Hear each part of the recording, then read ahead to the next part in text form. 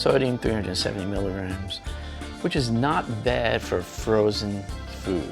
A lot of times frozen food does have very high sodium levels. And this is mango salsa, La Mexicana.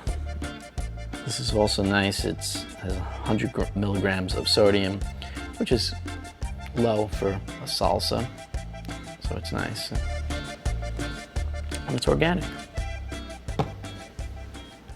Once in a while, it is nice to do just a heat and serve quick meal.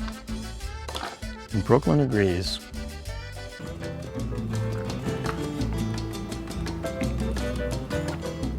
What's the beauty of tacos? It's kind of, you can make it the way you want.